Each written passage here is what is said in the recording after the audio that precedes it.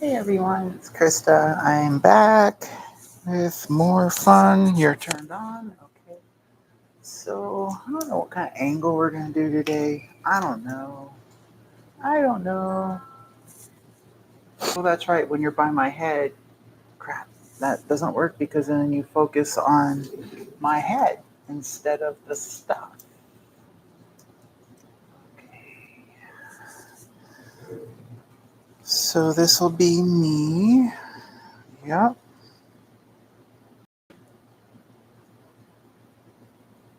Yep, that's me. Okay, great. Look, it's me on my phone.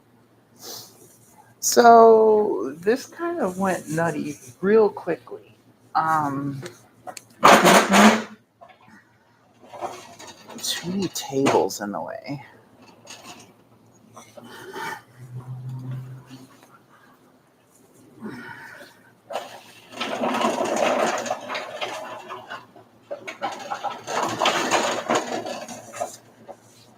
So yeah, gosh, it's been pretty nutty. The um splined gear goes in the top, only it can't fit through except for from where the bottom goes. This is annoying. So it can't fit except for where the bottom goes. Um, and then the bottom one lives here on that shaft, and everything was so tight I had to use the press. I was just really not in any kind of mood, so I didn't film that. Not in the mood. So thank you for coming back. Focus. Mataheya. Okay. Um, so it's like you start unbolting things, and there's stuff you learn, and you might not notice right away. It's like this shaft is the shaft down here, and it has a little notch where the set screw goes. And that was great. And this is ridiculously tight in there.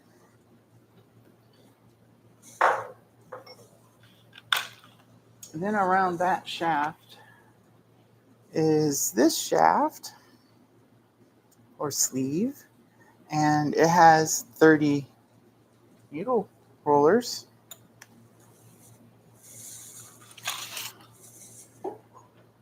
The upper shaft, um, the output shaft, this is the output here, has the bearing, a spacer, the gear, and a bearing. And when I took the closed cover off, the bearing just fell apart. And that was also a bit of a challenge. What I ended up using was this chunk of stainless steel um, tubing from Amazon. And the way I was able to use it was basically it rests against that, and then I could push down the splined shaft through its bearing and this, and then I was able to get it apart. So one of the sides, I was able to hook a gear puller onto the bearing cup and remove it. And it was actually on the output side, which is outside of that lock ring. And I was able to just reach behind it with the gear puller and then drive the the shaft through.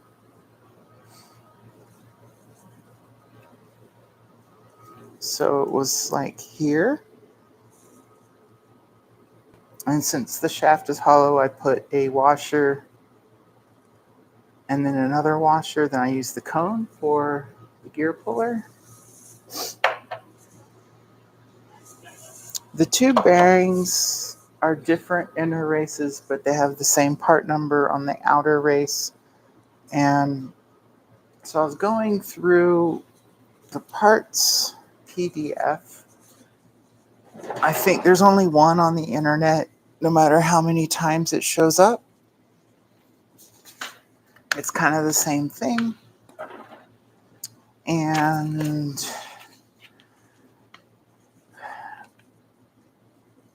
this is a pretty bad drawing. It was definitely from before CAD. And I didn't quite notice until I came back out and was going to scrape the gaskets. But I had been going through the parts. And so the bearing cap gasket that goes here. So this side is the closed side. And the other side is the output side. And it shows there's two available gaskets. One is 10 thousandths and another is 20 thousandths. I'm like, okay, that's just great. And I come out here and I was just getting ready to like, oh, we should film some stuff and be not as boring as normal, or be as boring as normal and film it. Yeah, you can't be bored if I don't film it. So there you go. Welcome to boredom. And thankfully, I had some pictures of how I had taken it apart along the way, because there's 4 configurations.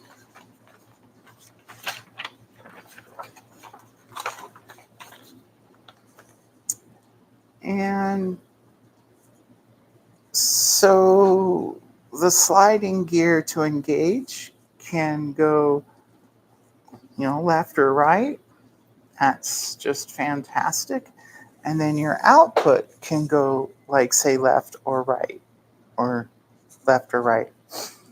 And so I was checking my notes and I was like, okay, it's this one. So I edited the PDF and said, this is on Billie Jean, my truck. Also, I typed in the full part number.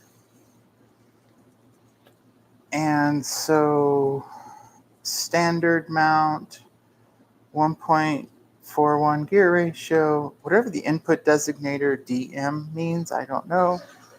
No lubrication, has an air shifter, that makes sense. Assembly arrangement 3. There's no explanation about 4, 5, and 6. X means no Holley governor, which is good. That's even more complicated. And then D means 1.25 inch round. And so there's lots of options on these. So you can't just say, oh, well, this looks hard, we should buy one from eBay. Well, I think there was one similar enough. I got it, and it would have been like $350. And then I would transfer my air shift mechanism to that other PTO. And I'm just not going to spend that kind of money. While I was going through looking up the part numbers, thankfully those can be sort of checked via interchanges, and I was able to get both bearings, both outer races, and the 2 different seals. I was able to order those from Napa, and a couple of the parts were not in my store but would be available next day, or I could do next day delivery for free. So I went for the next day for free. So I got all that done. So now I come back here and I'm fixing to get ready to like film, and I was going to just start really cleaning this thing. And I picked up the part and I was like, well, that's offset. And I know I noticed before and I didn't pay very much attention. I was just like, take it apart, when. So thankfully, this one's gasket broke and it helped me pick the orientation. So this piece of gasket stops right there and then it picks up here. That matches. And then this corner is missing and you see a little chunk there. And then you see this little dark spot, there's a missing dull patch right there. So we definitely know the orientation is such that it's closest that way, whatever that way means. So in most of the diagrams, it has it like this, facing away from you. And in this case, the skinny part is pointing straight down. Now, when I take this dude and orient him the same way, he has an arrow cast in pointing to the tight side.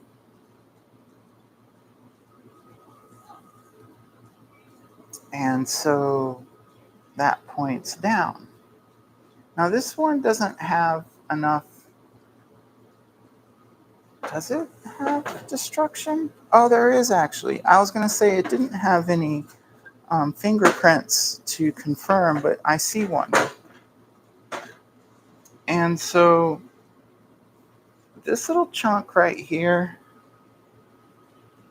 there's a little bit of darkness and there's a little bit of gasket missing from the surface. And so I'll kind of bring it in close. That's the piece it pulled off. And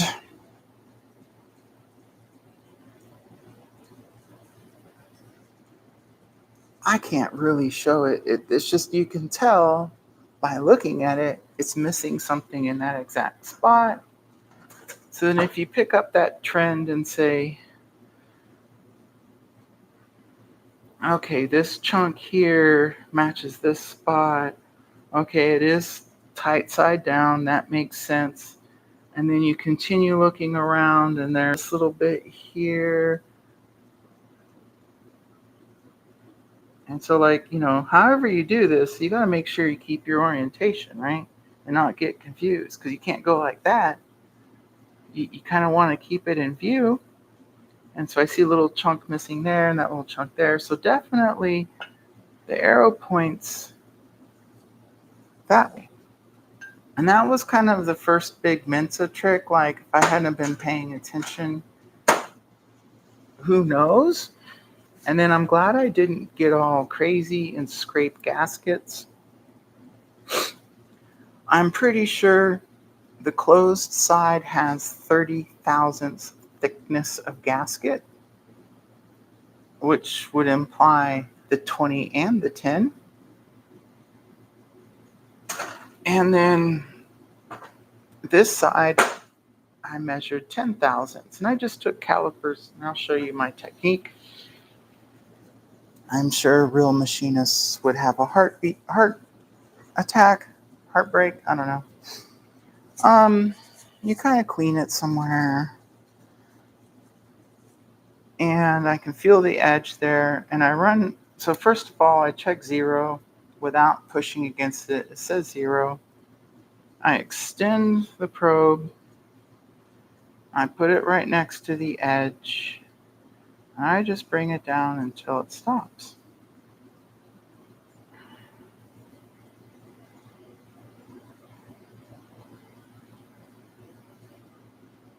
And so, like, it says 14. I did it a few different ways, and I eventually decided it's 10. I don't know. The other way you could do it is you get out feeler gauges if you have a nice edge like this. and then you could place a feeler gauge and feel it go across. I'm not overly concerned. This isn't like a turbine or a jet engine. I'm sure it's going to be fine if I get sort of close to those thicknesses with the gasket material I have that I will use. And so I'm just going to make gaskets for these. I might not change bearing cups, but I bought them. And the reason I wouldn't,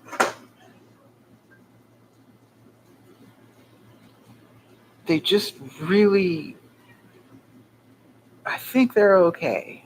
You can see a pattern, but you can't feel anything. Maybe I'll take some 3000 grit and just see if it catches any fuzz, and we'll kind of go from there. So that was a little bit of a, whoa, hold on, check this out. I also measured on this gasket,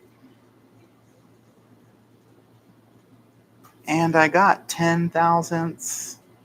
And the other face of this is absolutely clean.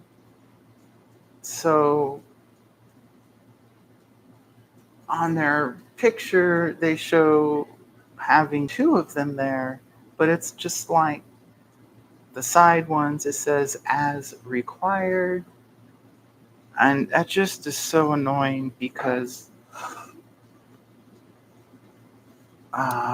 there isn't really any information.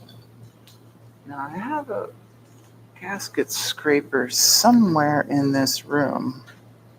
This broken, what the heck? Oh, that's probably from the, whatchamajig, the fridge. So I'm pretty sure I had a gasket scraper in here.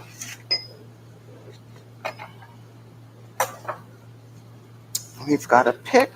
We've got a pry bar. Those can sort of, oh, there's the gasket scraper on that table. Okay. Hey, how's it going? Oops, I just bonked you with my head.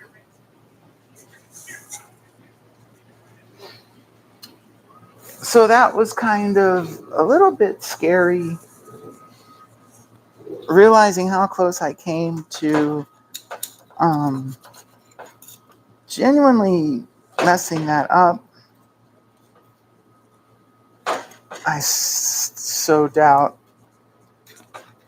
Wow, this is just nasty. I just sort of doubt this stuff really makes much of a difference. I mean, I know you're supposed to care, and it's, gears meshing and blah, blah, blah, whatever, but this thing was so noisy and so rattly and so loose, I don't think it cares. Maybe we can use this box cutter. There we go.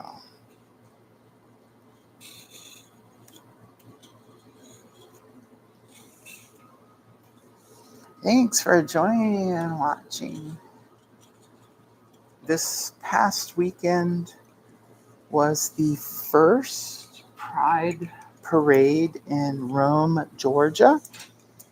And that is where Marjorie Taylor Greene's district is. And the march started close to her condo. And MTG is what everybody calls her.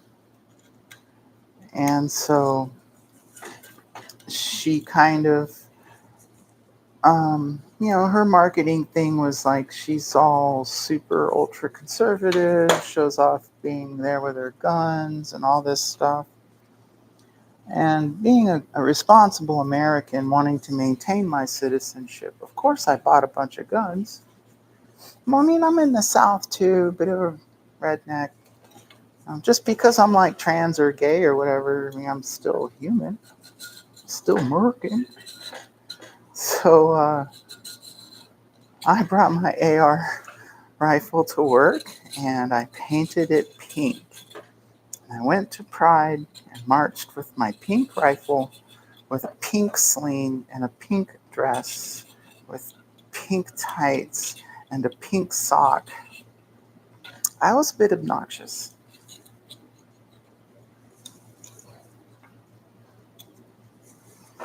Oh, I think I might have just plain old raw razor blades somewhere. I hope I still do. Sometimes you can't beat razor blades for cleaning gasket material.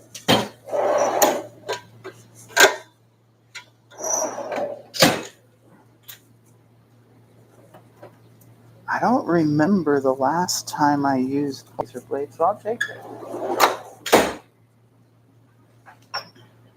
It's like you can spend $2 and get a pack of these. Yeah, definitely. Why wouldn't you? Oh, look at that. It just like totally took care of that gasket. Nice. So yeah, that was I've never walked in public with a firearm openly on display before. I've spent plenty of time on base with when I had an M16, but it was a bit weird to be one of those creepy gun nuts. I figured it was just important to let that kind of person know that this kind of person might have guns too. And everybody loved it. There were independent and Democratic candidates at the march, and they all appreciated me exercising my freedom.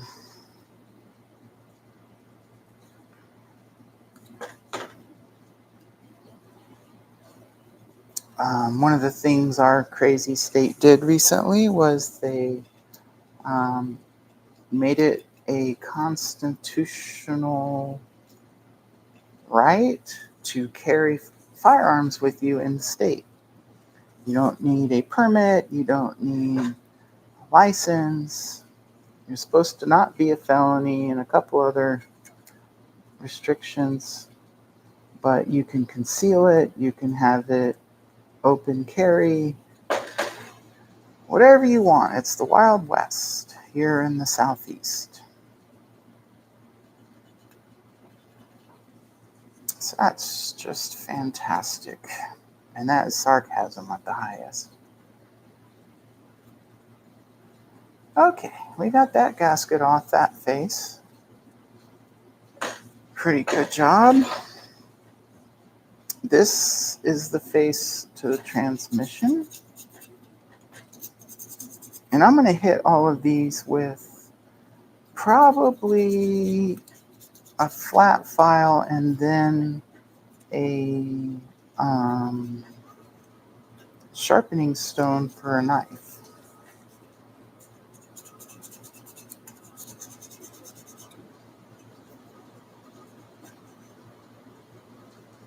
Now, if you do get into using razor blades,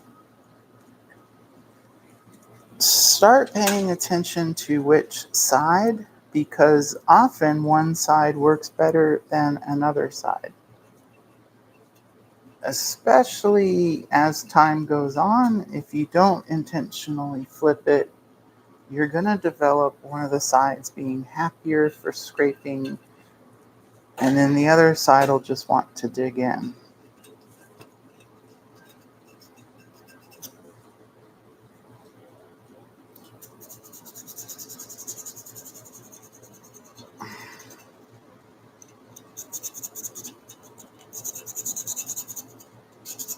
So what we're going to do is scrape the gaskets and then file the faces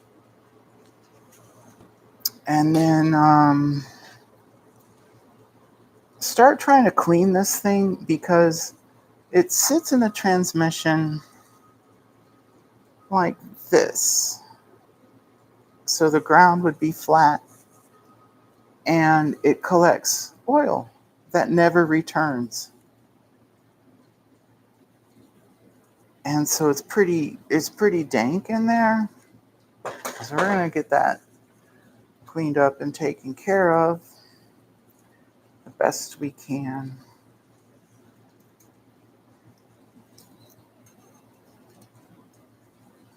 So yeah, these gaskets are 30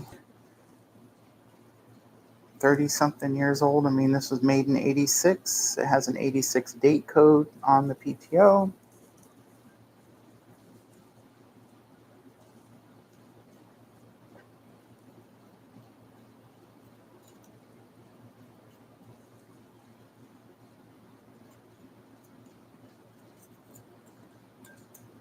I don't know if the PTO and the hydraulics, how much is original, as in, say, Brazil, versus the importer who bought it in Kentucky. I'm kind of leaning towards the importer converted it to a rollback and it was just a straight truck before. And that would make sense. And the lower level of professionalism I see with how the cylinders are laid out.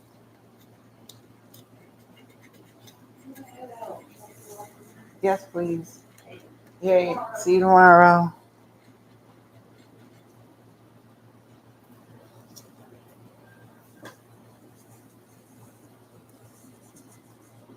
So I kind of got my one thing done today and then spent a little bit of time on Billie Jean.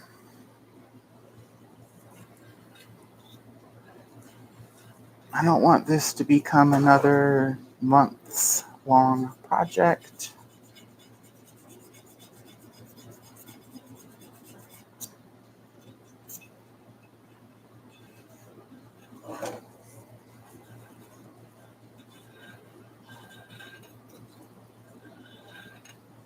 But I figured at the same time it's worth doing it right because this was leaking so horribly and it does trap and capture everything happening from the transmission.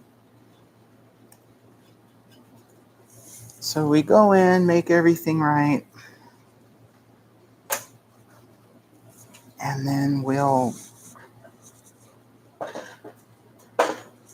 put her back together and hope for the best.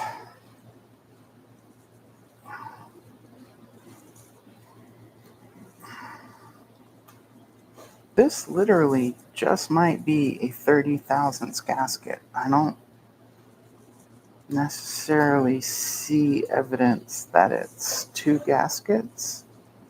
Of course, it's been long enough.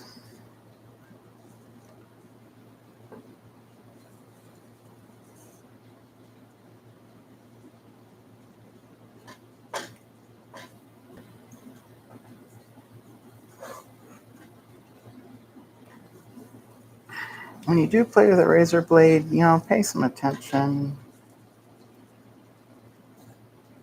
I like to use two hands because same as when I'm trimming a tank with a hobby knife, I have both hands trying to control what's happening with the force and the angle, and you're less likely to just whoop and hit yourself.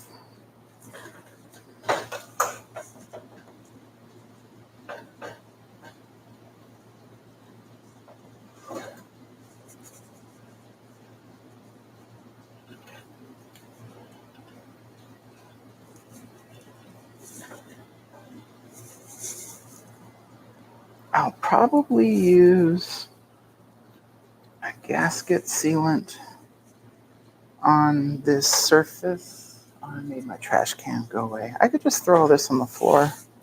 That works. Same as when I trim tanks. See, like this is one hand and it's a little easier to sort of lose control, so I'm keeping my thumb sort of out of harm's way.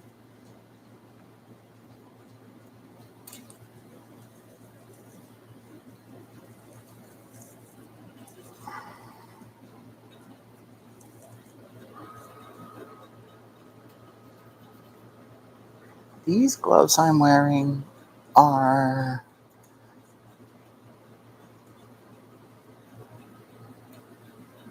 from Uline and they're 6 mil thick.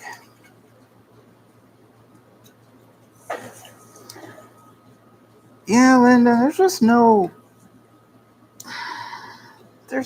answer to our gun problems.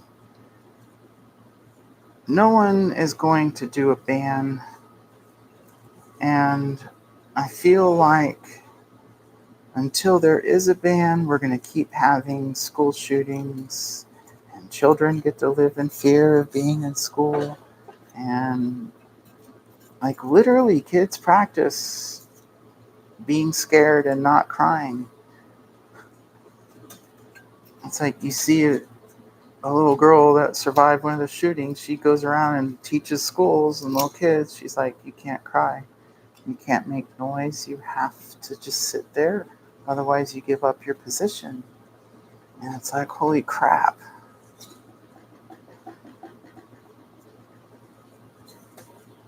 Why the heck are we seeing little kids with PTSD surviving problems? Like, that's just the dumbest thing ever.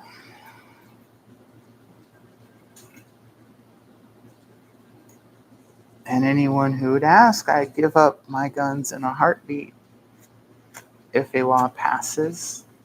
And that point is to save kids. I would be right there.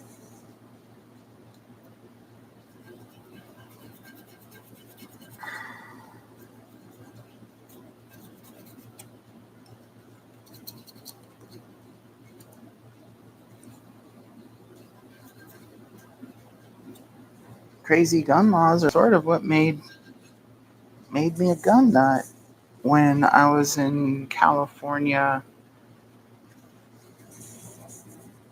near Y2K, it was I think a little bit after. Um, they passed a ban on semi-auto military type weapons, and they were listed by manufacturer and model. And it was a pretty comprehensive list.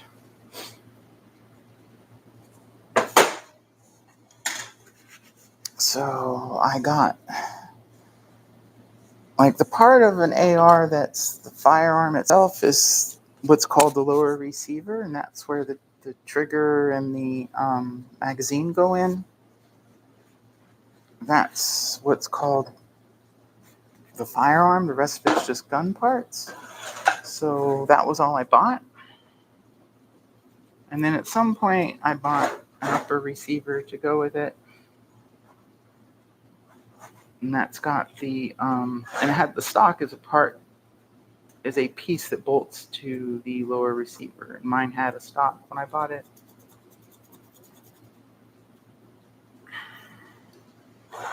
But the firearm's quite modular.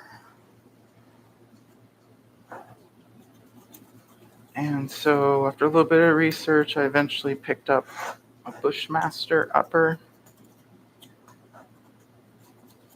It has a fluted heavy barrel and nothing real special.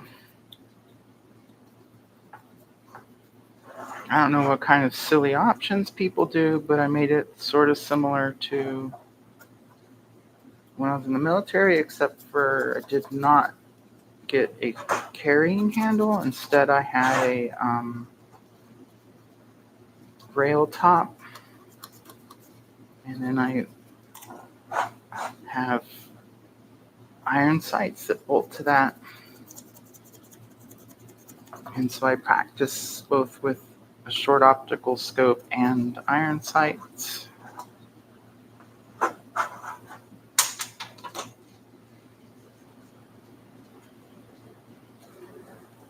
Yeah.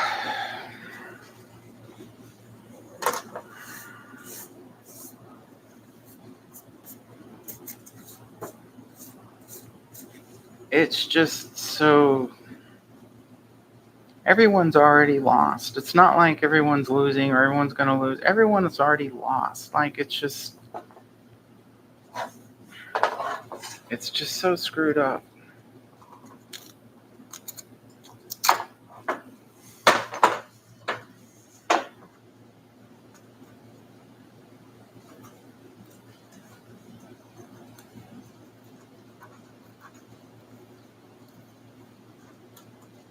And it turns out I'm a pretty good shot.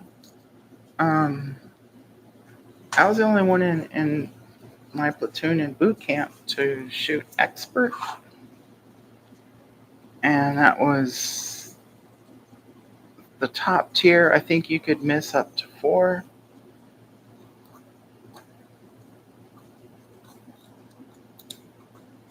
I don't know if that was out of 40 or however many. It's just been too long. I don't remember how many rounds we were issued. I do know we had to change magazines. And I think we had 20 round magazines in boot camp. I don't think we had 30s.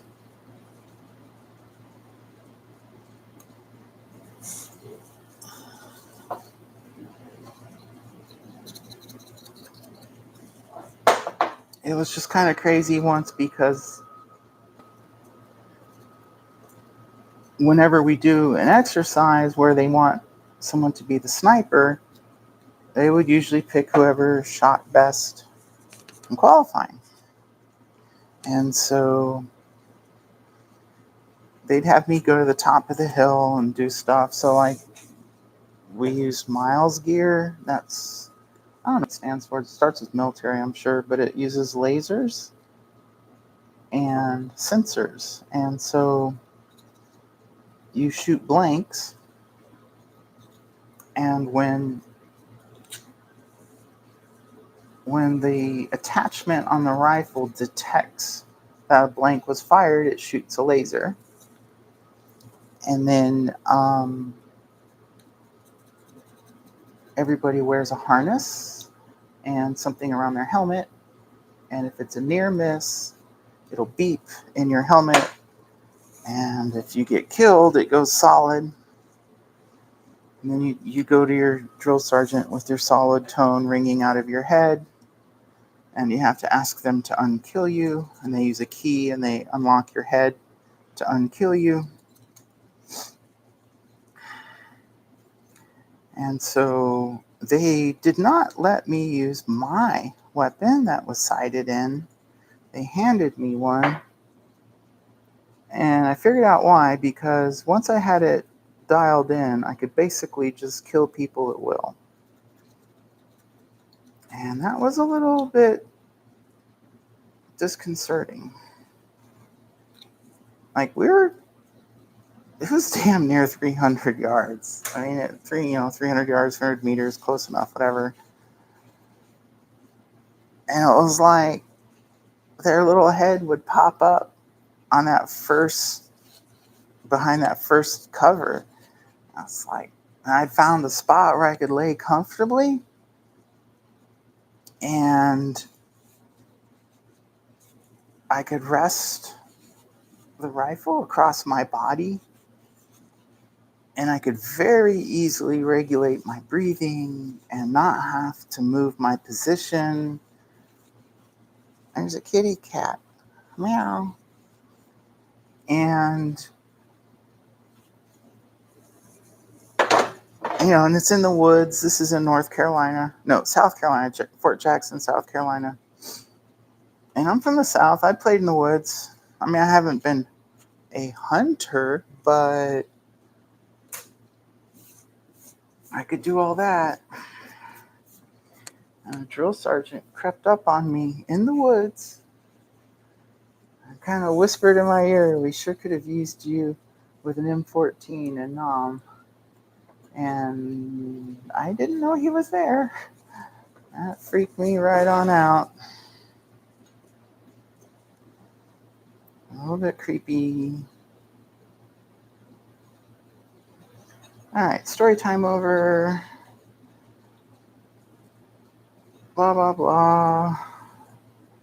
I'm old, white, and own a gun. Shocker.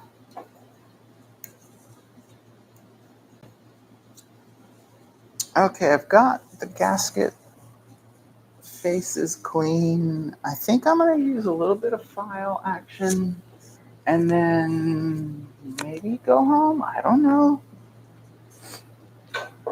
UPS has already come and gone.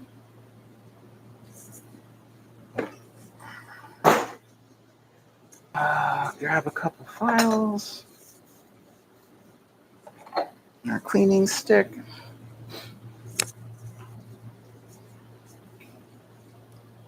So they make this little brush designed to clean files. And so in this file, can you even see it? Well, you can sort of see some pattern.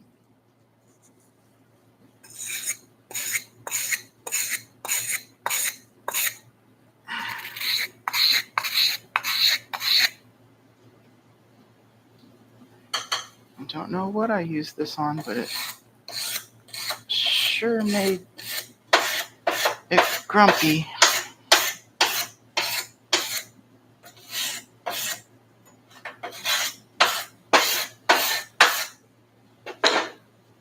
And so now it's clean. I'll do the other side.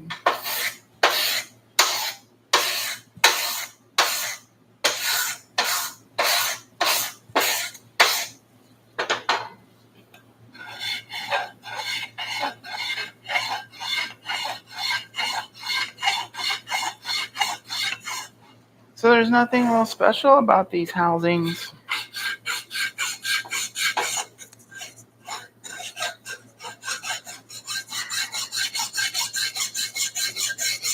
I mean, it's pretty easy to say, duh, they're not flat, especially in machinist talk, because nothing is flat.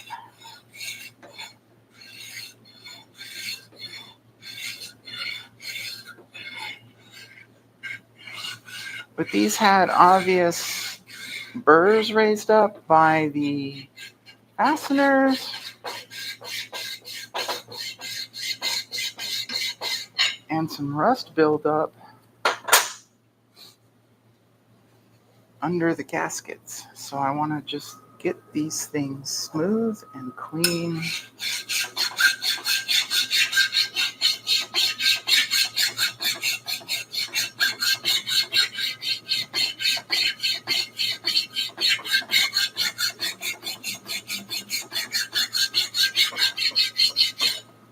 When I'm done, I am definitely going to paint this pink or blue. We can do pink or blue. I have lots of pinks. I mean, you can see I kind of like my trans colors.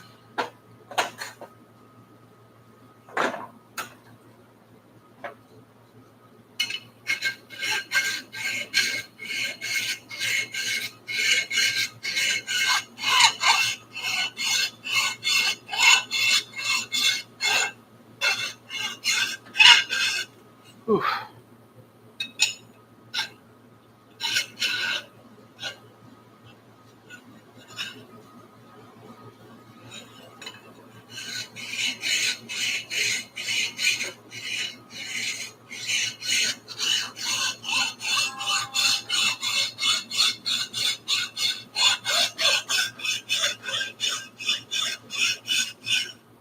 That text message is probably my wife saying she's going home.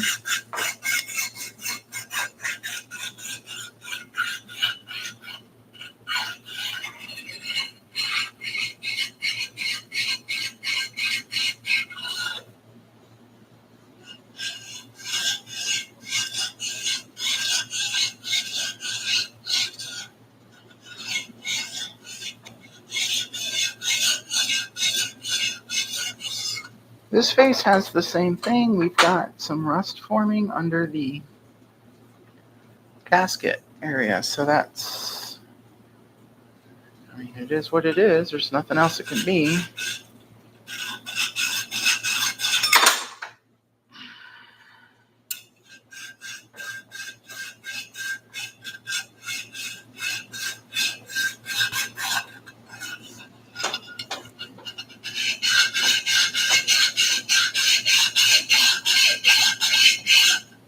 If I was aggro enough to have a surface grinder, I'd probably do that.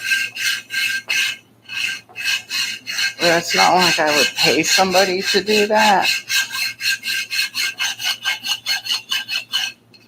I mean, it's a bit much.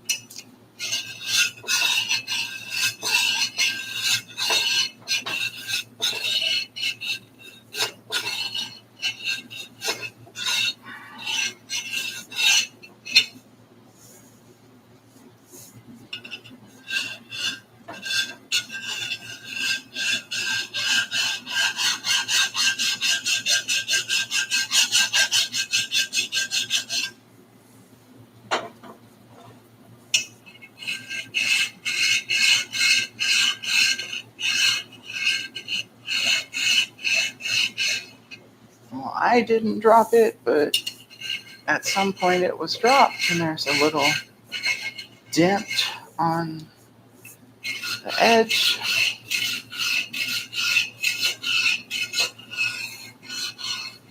Mitzi kitty. Princess Mitzi Kiggin. Meow meow.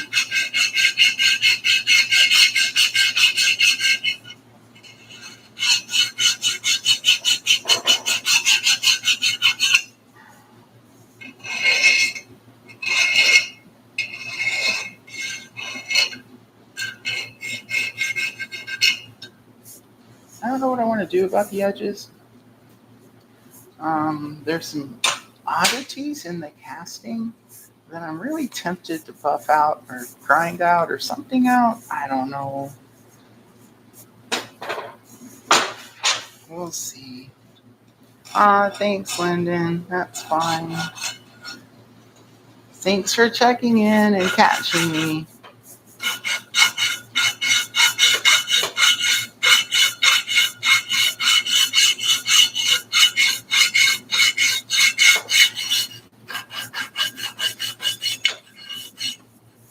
Lyndon's the only person that knows to find me. So for now, he gets me all to himself.